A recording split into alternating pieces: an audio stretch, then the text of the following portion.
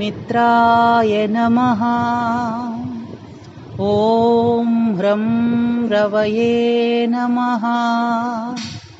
ॐ ह्रीं सूर्याय नमः। ॐ ह्रूं भानवे नमः। ॐ ह्रैं कगाय नमः। ह्रौं ह्रौं पूष्णे नमः। ॐ ह्रः हिरण्यगर्भाय नमः। ॐ ह्रैं मरीचे नमः। ॐ ह्रूं आदित्याय नमः।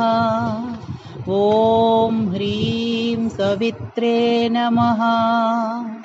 ॐ ह्रं अर्काय नमः। ॐ भास्कराय नमः। ॐ श्री सूर्यनारायणाय नमः।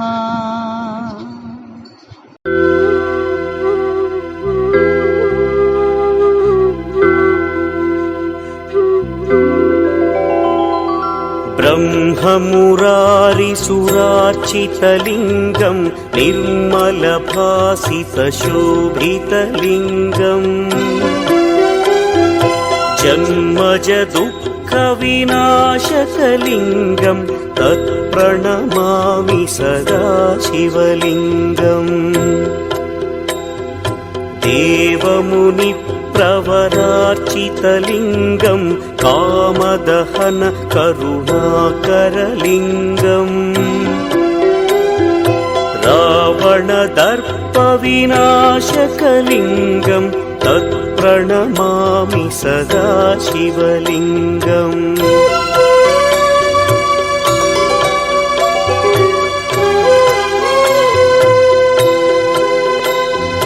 सर्वसुगन्धसुलेपितलिङ्गं बुद्धिविवर्धनकारणलिङ्गं सिद्धसुरासुरवन्दितलिङ्गं तत्प्रणमामि सदा शिवलिङ्गं।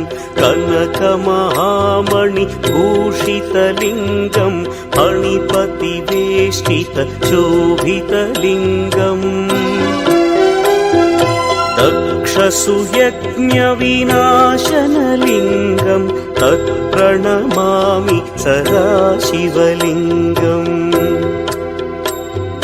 कुङ्कुमचन्दनलेपितलिङ्गं पङ्कजहार सुशोभितलिङ्गम् सञ्चितपापविनाशनलिङ्गं तत्प्रणमामि सदा शिवलिङ्गम्।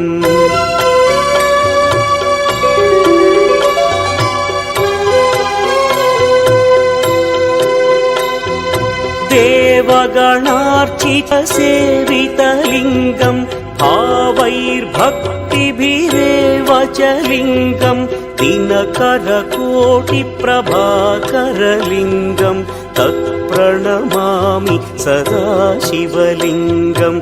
अष्टदलोपरिवेष्टितलिङ्गं सर्वसमुद्भवकारणलिङ्गम्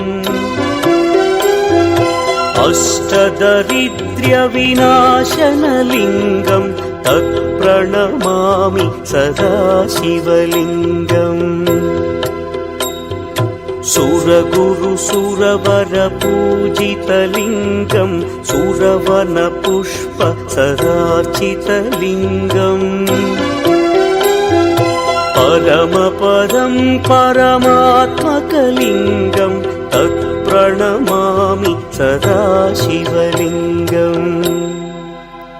लिङ्गाष्टकमिदं पुण्यं यः पठेच्छिवसन्निधौ